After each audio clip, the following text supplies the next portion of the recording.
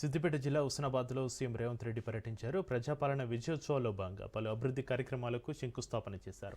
44.12 కోట్లతోటి హుస్నాబాద్లో Satavahana university engineering కాలేజీకి శంకుస్థాపన చేశారు సీఎం రేవంత్. 58.91 కోట్లతోటి హుస్నాబాద్ నుంచి అక్కన్నపేట వరకు 4 లేన్ల రోడ్డు, 45.15 కోట్లతోటి అడ్వాన్స్డ్ టెక్నాలజీ సెంటర్కు ముఖ్యమంత్రి శంకుస్థాపన చేశారు. సర్దార్ సర్వాయి పాపన్న గౌడ్ గారు ఈ ప్రాంతం నుంచి బహుజనుల దండుగట్టి బహుజనుల పరిపాలన ఏ విధంగా ఉంటుందో బహుజన సామ్రాజ్యాన్ని స్థాపించడానికి పునాదులు వేసింది హుస్నాబాద్ ప్రాంతం నుంచే అని చెప్పి ఈనాడు మనం గుర్తు చేసుకోవాలి. 2004న శ్రీమతి సోనియా గాంధీ గారు ఈ కరీంనగర్ గడ్డ మీద నుంచే తెలంగాణ 4 కోట్ల ప్రజలకు ఇచ్చిన మాట నిలబెట్టుకొని 2014న తెలంగాణ రాష్ట్రాన్ని కలను నిజం చేసి ఈనాడు తెలంగాణ రాష్ట్రంలో సగర్వంగా మనము తల ఎత్తుకునే విధంగా ఈ కార్యక్రమాన్ని ఈరోజు మనం నిర్వహించుకుంటున్నాం. మొదటి సంవత్సరంలోనే 60,000 ఉద్యోగాలు ఇవ్వడం జరిగింది. ఇప్పుడు ఇంకొక 40,000 ఉద్యోగాల కోసం ప్రణాళికలు రచిస్తున్నాం. తొందరలోనే ఇంకా 40,000 ఉద్యోగాలు ఇచ్చి 2.5 సంవత్సరాలు పూర్తి చేసుకునే లోపల 1,00,000 ఉద్యోగ ప్రభుత్వ ఖాళీలను భర్తీ చేయడం ద్వారా ఇది ప్రజా ప్రభుత్వం ప్రజల కోసమే పనిచేస్తుంది, ప్రజల ఆకాంక్షలను నెరవేరుస్తుందని ఈనాడు మనం నిర్ణయాలు తీసుకొని ముందుకు వెళ్తున్నాం. ఈనాడు కరీంనగర్ రైతాంగం ముందు నేను ప్రస్తావించదలుచుకున్నా. ఇక్కడ కట్టిన ఎస్ఆర్ఎస్పి ఆనాడు పండిత్ జవహర్లాల్ నెహ్రూ గారు మొదలుపెట్టి కడితే ఈనాటి వరకు మనము మంత్రులు ముఖ్యమంత్రులైన ఎస్ఆర్ఎస్పి ద్వారానే ఈరోజు కరీంనగర్ ప్రాంతానికి వరంగల్ ప్రాంతానికి లక్షలాది ఎకరాలకు నీళ్లు ఇస్తున్నాయి. మనం కట్టిన ఎస్ఆర్ఎస్పి ఎట్లుందో బీఆర్ఎస్ వాళ్ళు కట్టిన కాళేశ్వరం ఎట్లుందో ఒక్కసారి ఆలోచన చేయండి. 21,654 కోట్ల రూపాయలు 25,35,000 రైతు కుటుంబాలకు 2 లక్షల రూపాయల వరకు రైతు రుణమాఫీ చేసి దేశంలోనే తెలంగాణ రాష్ట్రం ఇది రైతు రాజ్యంగా వ్యవసాయం అంటే దండుగ కాదు, వ్యవసాయం అంటే పండుగని నిరూపించి రైతు రుణమాఫీ చేసిన ఘనత మన ప్రభుత్వాన్ని. ఆడబిడ్డల మంచి కోసం, రైతుల మేలు కోసం, నిరుద్యోగ యువత యొక్క భవిష్యత్తు కోసం తెలంగాణ రాష్ట్రాన్ని అభివృద్ధి పదం వైపు నడిపించుకుంటున్నాం. సర్పంచ్ ఎన్నికలు రాబోతున్నాయి. రాష్ట్రంలో 10 ఏళ్ళ ప్రభుత్వం ఉంటే ఎవరికి డబుల్ బెడ్రూమ్ ఇండ్లు రాలే. కానీ అదే మన ప్రభుత్వం 10 ఏళ్లలో 20 లక్షల ఇందిరమ్మ ఇండ్లు కట్టి చూపిస్తుంది. మంచి ప్రభుత్వం ఉంటే రాష్ట్రం ఎట్లా అభివృద్ధి చెందుతుందో, ఒక మంచి వ్యక్తి గ్రామ పంచాయతీ సర్పంచ్ ఉంటే ఆ గ్రామం అభివృద్ధి చెందుతుంది. రాష్ట్రం అభివృద్ధి చెందాలంటే మంత్రివర్గం బాగా ఉండాలి. గ్రామం అభివృద్ధి చెందాలంటే గ్రామ సర్పంచ్ వార్డు మెంబర్లు మంచోళ్ళు ఉండాలి. కాళ్ళల్లో కట్టెలు పెట్టేటోడు ఉంటే వానికి రాజకీయంగా పనికొస్తుందేమో కానీ మీ గ్రామ అభివృద్ధికి నిధులు రావు. అందుకే ఈడున్న యువమిత్రులను 10 ఏళ్ళు రాజకీయాలు పక్కన పెట్టండి, మన సమస్యలను పరిష్కరించుకుందాం. Telangana CM Revanth deputy CM Bhatti Vikramarka ఢిల్లీలో ప్రధాని మోడీని కలిశారు. భారత్ ఫ్యూచర్ సిటీలో ఈ నెల 8-9 తేదీలో నిర్వహించే తెలంగాణ రైజింగ్ గ్లోబల్ సమ్మిట్కు ప్రధానిని ఆహ్వానించారు. అంతకుముందు కేంద్ర మంత్రి అశ్విని వైష్ణవ్, రాజ్నాథ్ సింగ్ను కలిసి ఆహ్వానం అందించారు సీఎం డిప్యూటీ సీఎం.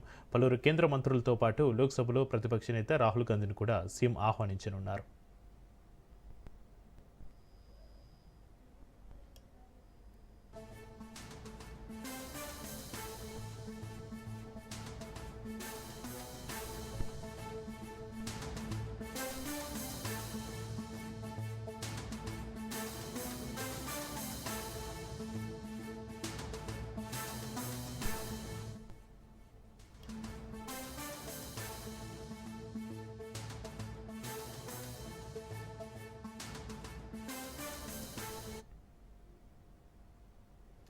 భూభారతి చట్టంతో రైతులందరికీ మేలు జరుగుతుందన్నారు పొంగులేటి. ధరణిని బీఆర్ఎస్ సర్కారు విదేశీ సంస్థకు అప్పగించిందని చెప్పారు. స్థానిక ఎన్నికల తర్వాత భూసరిహద్దులను ఫిక్స్ చేసి ఆధార్ కార్డులు పంపిణీ చేస్తామని మంత్రి పొంగులేటి శ్రీనివాసరెడ్డి అన్నారు. భూభారతిలోటి నియమ నిబంధనలు కఠినతరం చేస్తామని తెలిపారు. ప్రతి చిన్న విషయానికి కోర్టుకు వెళ్లకుండా భూభారతిని తయారు చేస్తామని చెప్పారు. భూభారతి వచ్చాక 9 లక్షల ఫిర్యాదులు వచ్చాయని, ఇందులో న్యాయపరమైనవి పరిష్కరించామన్నారు.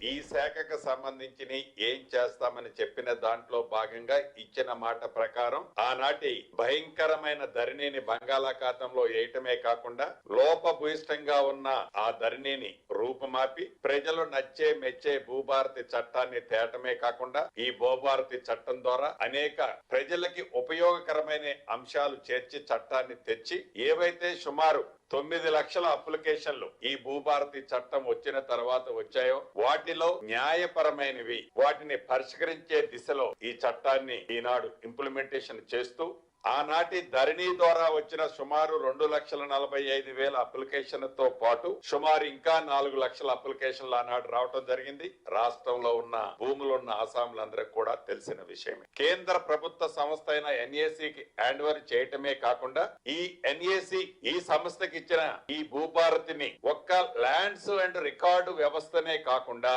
ఈనాటి ఈ తెలంగాణ రాష్ట్రంలోని 10 పాత జిల్లాల్లో కొత్త 33 జిల్లాల్లో సుమారు 413 రెవెన్యూ గ్రామాలకి నక్షాలు లేవు. ఈ నక్షాలు లేని ఈ రెవెన్యూ గ్రామాలకి పైలట్ గా మొదట విడత 4 ప్రాంతాల్లో 4 దిక్కుల్లో 5 రెవెన్యూ గ్రామాలను సేకరించి ఈ 5 రెవెన్యూ గ్రామాలకి నక్షాలతో పాటు ఏదైతే అక్కడ ఉండే సర్వే నెంబర్లు పాతదంటే 1940లో 48లో ఈనాటి తెలంగాణ రాష్ట్రంలో సుమారు 40 లక్షల సర్వే నెంబర్లు ఉండే కొత్త సర్వే నెంబర్లు ఇవ్వటమే కాకుండా భూమికి బౌండరీని ఫిక్స్ చేయటమే కాకుండా వారికి భూదారుని కూడా ఇస్తామని ఏదైతే భూభారతి ఆప్షన్ లో పెట్టామో చట్టం చేసుకున్నామో ఈ శాఖకు సంబంధించి ఏం చేస్తామని చెప్పిన దాంట్లో భాగంగా ఇచ్చిన మాట ప్రకారం ఆనాటి భయంకరమైన ధరణిని బంగాళాఖాతంలో వేయటమే కాకుండా లోపభూయిష్టంగా ఉన్న ఆ ధరణిని రూపుమాపి ప్రజలు నచ్చే మెచ్చే భూభారతి చట్టాన్ని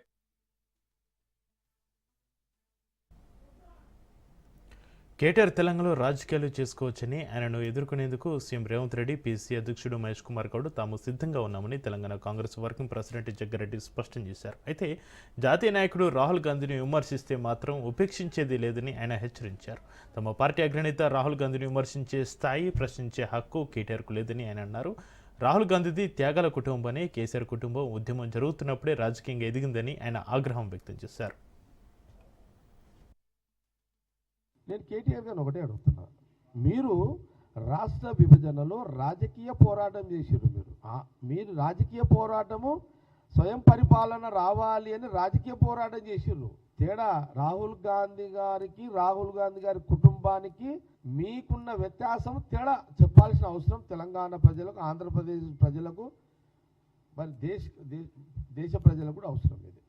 మళ్ళీ హిందీలో కూడా చెప్తాను మీకు. మీరు నైతికంగా రాజకీయంగా ఎటు చూసినా రాహుల్ గాంధీ గారి యొక్క పర్సనాలిటీని ప్రశ్నించే నైతిక హక్కు ఆ పర్సనాలిటీ కేటీఆర్ కాదు అనేది కాంగ్రెస్ పార్టీ స్పష్టంగా మీడియా ద్వారా తెలియజేస్తుంది. రాహుల్ గాంధీ గారు ఎంత గొప్పోడో మీకు చెప్పడానికి సాక్ష్యం జగ్గారెడ్డి, నా ఫ్రెండ్ కుసుమ్ కుమార్. ఒక సాక్ష్యాన్ని నేను రాహుల్ గాంధీ గారు, అప్పుడు నాకు రాహుల్ గాంధీ గారి నేను ఎవరో తెలియదు, జగ్గారెడ్డి అంటే ఎవరో రాహుల్ గాంధీ గారు తెలియదు. నేను సాధారణమైన ఒక కాంగ్రెస్ పార్టీలో ఒక ఎమ్మెల్యేని. నేను ఆ రోజే చెప్పిన, భయ్ అందరం కలిసి ఉందాము. నేను అన్న ఆలోచన వేరు, నా ఆలోచన వేరు, నా డిజైన్ వేరు.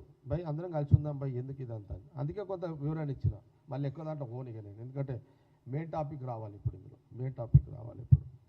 కేటీఆర్ ఇంత ఒక రాష్ట్రం ఇచ్చిన రాహుల్ గాంధీ, సోనియా గాంధీ ఫ్యామిలీ, రాష్ట్రం ఇచ్చిన ఆ కుటుంబం ఇచ్చిన, రాష్ట్రం ఇచ్చిన ఈ రాష్ట్రంలో తెలంగాణ ప్రజలు, కాంగ్రెస్ పార్టీ ఇచ్చిన రాష్ట్ర విభజనలో తెలంగాణ ప్రజలు మీ నాయనని ముఖ్యమంత్రి చేస్తే నువ్వు 10 ఏళ్ళు రాజకీయ జీవితం గడిపిన ఒక ముఖ్యమంత్రి కొడుకుగా దాని భిక్ష, దాని దయ.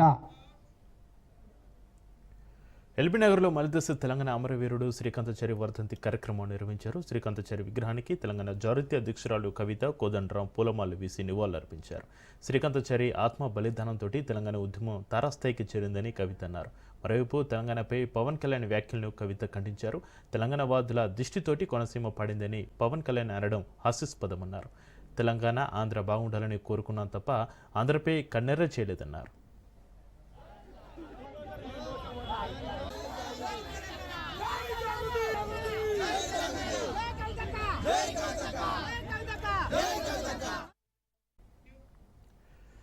శ్రీకాంతాచారి ఆత్మ బలిదానం కారణంగానే తెలంగాణ రాష్ట్రం సాధ్యమైందని ఎమ్మెల్సీ కోదండరాం అన్నారు. శ్రీకాంతాచారి బలిదానం కేసీఆర్ ఉద్యమంతో ప్రజల్లో ఉద్యమ స్ఫూర్తిని కలిగించి తెలంగాణ సాధ్యమైందన్నారు. అమరవీరుల సంక్షేమం కోసం ప్రభుత్వం కృషి చేయాలని కోదండరాం డిమాండ్ చేశారు.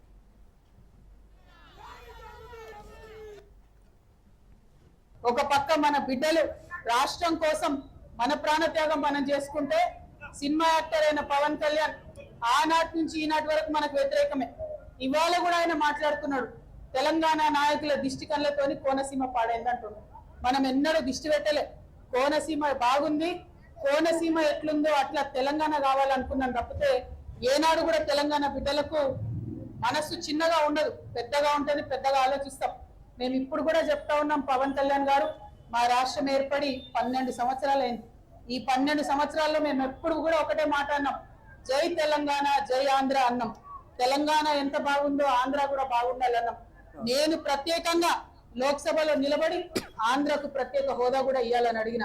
మేము తెలంగాణ వాళ్ళం ఎప్పుడు కూడా పక్కోంది గుంజుకోవాలని చూడం. పక్కోడు బాగుంటే మా కళ్ళు మండాయి. మేం బాగుండాలని కోరుకుంటాం తప్పితే పక్కవాడు చెడిపోవడాలని ఎప్పుడు కోరుకోలేదు. మా ఉద్యమంలో ఒకవేళ మేము అట్లా కోరుకున్నట్టయితే ఉద్యమ స్వరూపం వేరేలాగుండే. నా తరఫున తెలంగాణ ఉద్యమకారుల తరఫు నుంచి, తెలంగాణ జనసమితి తరఫు నుంచి నివాళులు అర్పిస్తున్నా. చాలా పెద్ద ఎత్తున ప్రభుత్వం ఒక దాడికి దిగిన నేపథ్యంలో హంగర్ స్ట్రైక్ వెళ్తున్న కేసీఆర్ గారిని అరెస్ట్ చేసి ఆయన తీసుకెళ్ళిండు. ఇటువైపు యూనివర్సిటీలో ఆ తెలంగాణ రాష్ట్ర కోసం ఊరేగింపుగా బయలుదేరినటువంటి విద్యార్థుల పైన విపరీతమైన లాఠీ చార్జ్. ఆ నిర్బంధం తీవ్రంగా కొనసాగుతున్నటువంటి సమయం. ఆ సమయంలోనే ఒక నిరసనగా శ్రీను ఆహుతైండు. ఇక్కడనే ఎల్బీ నగర్ చౌరస్తాలో ఆహుతై వాస్తవానికి తెలంగాణ ఆకాంక్షను ప్రపంచానికి చాటి చెప్పింది. మామూలుగా ఒంటి మీద వేడి నీళ్లు పడితేనే అమ్మ అని భయపడి మనం ఆవేదనకు గురవుతుంటాం. అటువంటిది శ్రీకాంతాచారి తన ఒళ్ళు కాలుతుంటే కూడా జై తెలంగాణ నినాదం తప్ప ఇంకొక నినాదం ఇవ్వలేదు. ఆయన ఆ విధంగా తెలంగాణ రాష్ట్ర సాధన ఉద్యమానికి ఒక దివిటీగా నిలిచిండు. తెలంగాణ ప్రదేశ్ కాంగ్రెస్ కమిటీ కార్యవర్గ సమావేశంలో సీఎం రేవంత్ రెడ్డి చేసిన వ్యాఖ్యలపైన బగ్గుమన్నారు కమలనాథులు. 3 కోట్ల హిందూ దేవతలు ఉన్నారని, ఒక్కొక్కరు ఒక్కో దేవుణ్ణి నమ్ముతారని, అన్ని రకాల దేవుళ్ళు ఉన్నట్టే కాంగ్రెస్ పార్టీలో అన్ని రకాల వ్యక్తులు ఉన్నారని రేవంత్ రెడ్డి అన్నారు. దీంతో దేవుళ్లపై ఆయన చేసిన వ్యాఖ్యలు చర్చనీయాంశంగా మారాయి.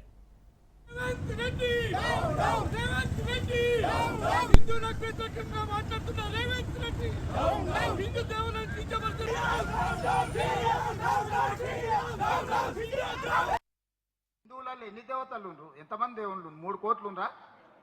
ఎందుకున్నాయి? పెళ్లి చేసుకోవడానికి హనుమంతుడు ఉన్నాడు, 2 పెళ్లిళ్ళు చేసుకునేటోనికి ఇంకొక ఆయన దేవుడు ఉన్నాడు, మందు తాగేటోళ్ళకి ఓ దేవుడు ఉన్నాడు, ఎల్లమ్మ, పోషమ్మ, మైసమ్మ, కళ్ళు కొయ్యాలి, కోడి కొయ్యాలి అనేటోళ్ళకు ఉండ్రు, పప్పన్నం తినేటోళ్ళకు కూడా దేవుడు ఉండు. అవునా? అన్ని రకాల దేవుళ్ళు ఉన్నారు. కాంగ్రెస్ పార్టీ కూడా అన్ని రకాల మనస్తత్వాలు ఉండే, అన్ని రకాల మనుషులను కలుపుకొని పోయే పార్టీ కాంగ్రెస్ పార్టీ. హిందూ దేవులపైన సీఎం రేవంత్ చేసిన వ్యాఖ్యలు సరికాదన్నారు. బీజేపీ చీఫ్ రామచంద్రరావు తెలంగాణ వ్యాప్తంగా ఆందోళనకు పిలుపునిచ్చింది బీజేపీ. హైదరాబాద్లో యువ మోర్చా ఆధ్వర్యంలో నిరసన కార్యక్రమం జరిగింది. నిర్మల్ జిల్లా కేంద్రంలో ముఖ్యమంత్రి రేవంత్ రెడ్డి దిష్టిబొమ్మను దగ్ధం చేశారు బీజేపీ కార్యకర్తలు. హిందువులను, హిందూ దేవతలను కించపరిచే విధంగా మాట్లాడితే తెలంగాణలో పుట్టగతులు లేకుండా చేస్తామని హెచ్చరించారు. అనుచిత వ్యాఖ్యలు చేసిన ముఖ్యమంత్రి ముక్కు నేలకు రాసి హిందూ సమాజానికి క్షమాపణ చెప్పాలని డిమాండ్ చేశారు. దీన్ని మొత్తం కూడా మార్చే ప్రయత్నం చేస్తూ ఉన్నాడు. మరి నిన్న జరిగినటువంటి ఒక సభలో రేవంత్ రెడ్డి గారు మాట్లాడుతూ ఇలా హిందువుల దేవులకు సంబంధించినటువంటి హిందూ దేవుళ్ళ మీద కించపరిచే విధంగా ముఖ్యమంత్రి స్థాయిలో ఉండి సనాతన ధర్మాన్ని అవమానించడంపైన సరూర్ నగర్ కార్పొరేటర్ ఆకుల శ్రీవాణి ఆగ్రహం వ్యక్తం చేశారు. సరూర్ నగర్ పోలీస్ స్టేషన్లో సీఎంపై కంప్లైంట్ ఇచ్చారు. ఇందులో మనోభావాలను కించపరిస్తే ఊరుకునేది లేదన్నారు. సీఎం రేవంత్ పైన చట్టపరమైన చర్యలు తీసుకోవాలన్నారు కార్పొరేటర్ శ్రీవాణి.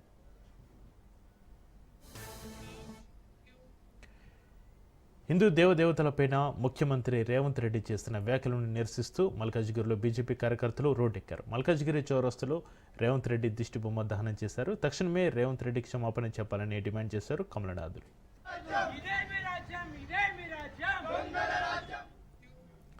కోట్లాది మంది హిందువుల మనోభావాలు దెబ్బతినేలా సీఎం రేవంత్ రెడ్డి మాట్లాడిన తీరుపైన టీటీడీ బోర్డు సభ్యుడు భాను ప్రకాష్ రెడ్డి ఆవేదన వ్యక్తం చేశారు. అల్లా గురించి, జీసస్ గురించి విమర్శించే దమ్ము రేవంత్ రెడ్డికి ఉందా అని ఆయన సవాల్ చేశారు.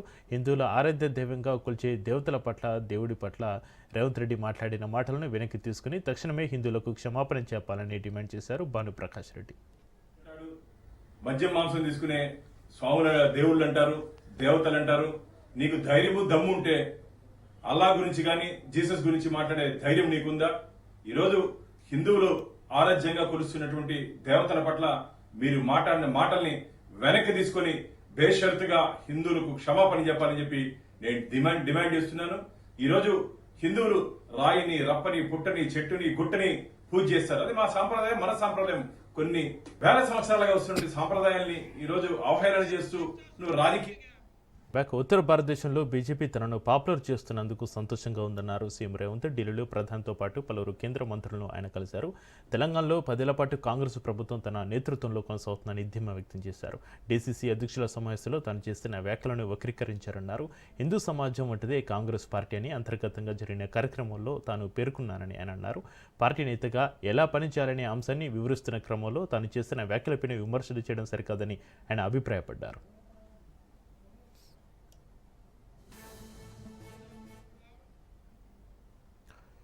వికారాబాద్ జిల్లా పెద్దమూలు మండలం కోట్లపల్లి పోలింగ్ స్టేషన్లో చోరీ జరిగింది. నామినేషన్ పత్రాలను గుర్తు తెలియని వ్యక్తులు ఎత్తుకెళ్లారు. నామినేషన్ స్కానింగ్ చేసి ఉండడంతో యథావిధిగా ఉపసంహరణ ప్రక్రియ కొనసాగుతుంది. దీంతో Tandur DSP nursing Yadav, sub collector Umashankar Prasad దర్యాప్తు చేపట్టారు.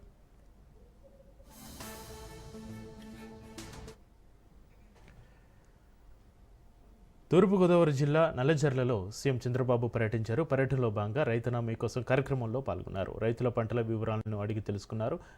రైతు కుటుంబాలతోటి ముఖాముఖి నిర్వహించారు. ప్రభుత్వ పంచసూత్రాలపైన అవగాహన కల్పించారు. వ్యవసాయ క్షేత్రాన్ని పరిశీలించి అధికారులను వివరాలు అడిగి తెలుసుకున్నారు.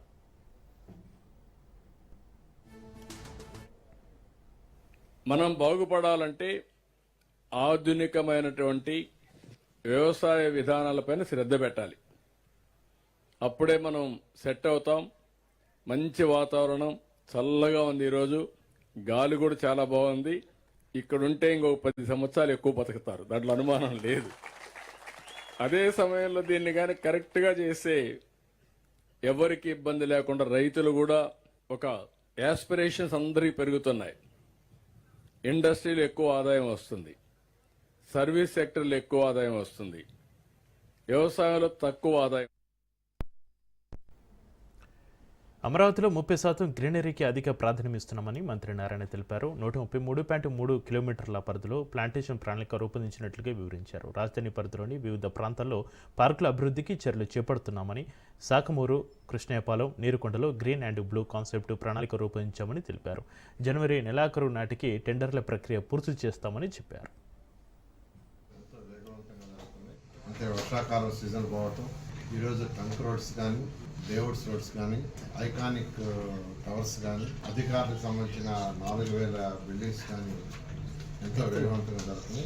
అమరావతి క్యాపిటల్ సిటీ ఏదైతే 217 చదరపు కిలోమీటర్ ఏరియా ఉందో దాంట్లో గ్రీన్ అండ్ బ్లూకి ముఖ్యమంత్రి గారు హై ప్రయారిటీ ఇచ్చి ఆల్మోస్ట్ 30% ఏరియాని గ్రీన్ అండ్ బ్లూగా పెట్టారు. ట్రంక్ రోడ్స్ 640 కిలోమీటర్ లెంత్లో ట్రంక్ రోడ్స్, అంటే 300.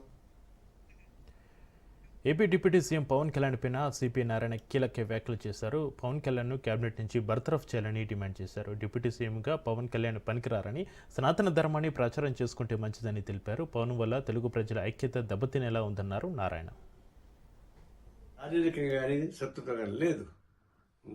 రేవంత్ రెడ్డి ముఖ్యమంత్రిగా ఉంటూ వాళ్ళ కూతుర్ని భీమవరంలో ఇచ్చాడు ఆంధ్రప్రదేశ్కి. అంటే లేవు కదా.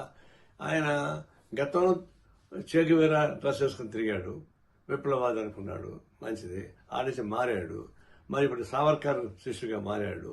సనాతన ధర్మం పూజిస్తూ ఉన్నాడు. పూజించుకునేయండి. ఇప్పుడు ఆయన సనాతన ధర్మంలో మునిగిపోయాడు కాబట్టి ఆ భాష వస్తూ ఉంది. ఇది దిశ తగిలి మెడికల్ కాలేజీల అంశంపైన కూటమి ప్రభుత్వం దిగి వచ్చేదాకా వైసీపీ పోరాటం ఆగదన్నారు కడప ఎంపీ అవినాష్ రెడ్డి. పులివెందులో నియోజకవర్గ సన్నాహక కమిటీ సమావేశం జరిగింది. ఈ కార్యక్రమానికి హాజరైన ఆయన కూటమి ప్రభుత్వంపైనే ధ్వజమెత్తారు. గతంలో వైసీపీ ప్రభుత్వం అధికారంలో ఉండగా పాలన జనరంజకంగా సాగిందని గుర్తు చేశారు. ప్రస్తుతం కూటమి నేతృత్వంలోని ప్రజా వ్యతిరేక విధానాలతోటి పరిపాలన జరుగుతుంది అన్నారు. రైతుల సంక్షేమాన్ని చంద్రబాబు విస్మరించారని ఆగ్రహం వ్యక్తం చేశారు.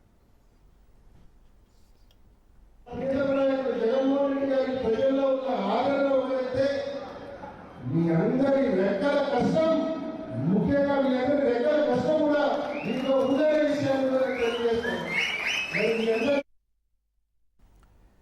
విజయవాడ భవానీపురంలో 42 నిర్మాణాలను అధికారులు కూల్చివేశారు. కోర్టు ఆదేశాలతోటి అధికారులు కూల్చివేతలు చేపట్టారు. లక్ష్మీరామ కోఆపరేటివ్ బిల్డింగ్ సొసైటీకి అనుకూలంగా కోర్టు తీర్పునిచ్చింది.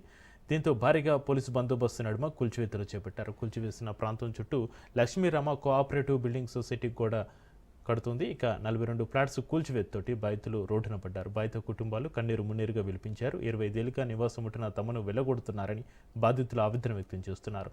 పోలీసులతోటి బాధితులు వాగ్వాదానికి దిగారు. ఈ క్రమంలో ఉధృత పరిస్థితి నెలకొంది.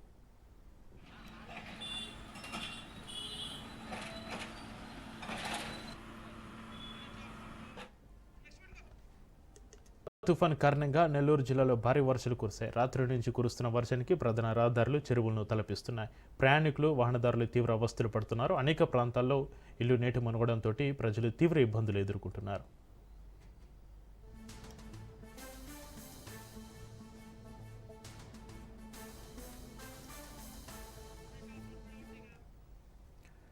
మొబైల్ ఫోన్లలో సంచార్ సాథి యాప్ ఫ్రీ ఇన్స్టాలేషన్ పైన కేంద్రం వెనక్కు తగ్గింది. ప్రతిపక్షాల నుంచి వ్యతిరేకత వ్యక్తమైన నేపథ్యంలో యాప్ ఫ్రీ ఇన్స్టాలేషన్ తప్పనిసరి కాదని కేంద్రం స్పష్టం చేసింది. ఈ మేరకు ముందస్తు ఇన్స్టాలేషన్ ఉత్తర్వును వెనక్కి తీసుకుంది. కొత్త స్మార్ట్ ఫోన్లలో అలాగే ఇప్పటికే ఉన్న పరికరాల్లో సాఫ్ట్వేర్ అప్డేట్ ద్వారా సంచార్ సాథి యాప్ను ఫ్రీ ఇన్స్టాల్ చేయాలని టెలికమ్యూనికేషన్స్ విభాగం నవంబర్ 28న ఉత్తర్వులు జారీ చేసింది. అయితే ఈ నిర్ణయం పైన ఇప్పుడు కేంద్రం వెనక్కి తగ్గింది.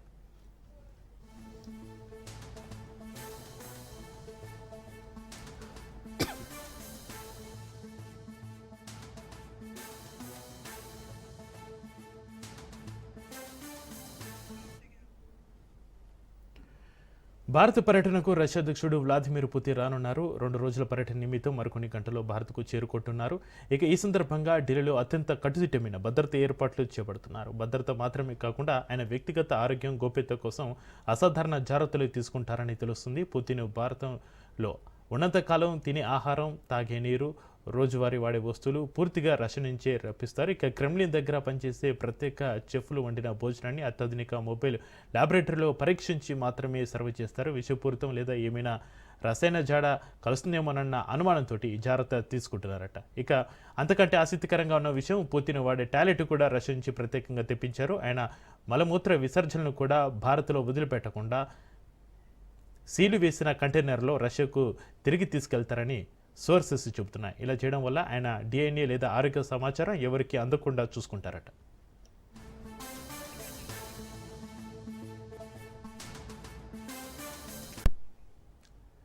అంతర్జాతీయ విపణిలో దేశీయ కరెన్సీ విలువ 3 రోజుల నుంచి వరుసగా పతనం అవుతుంది. బుధవారం నాటి ట్రేడింగ్లో డాలర్తో పోలిస్తే ఏకంగా 90 మార్కును దాటి సరికొత్త జీవనకాల కనిష్టానికి పడిపోయింది. చివరిగా బుధవారం నాటి ట్రేడింగ్ ముగిసే సమయానికి 90 వద్ద స్థిరపడింది. దిగుమతిదారుల నుంచి డాలర్కు అధిక గిరాకీ, షార్ట్ కవరింగ్ కొనసాగడం లాంటివి రూపాయి క్షీణతకు కారణమయ్యాయి.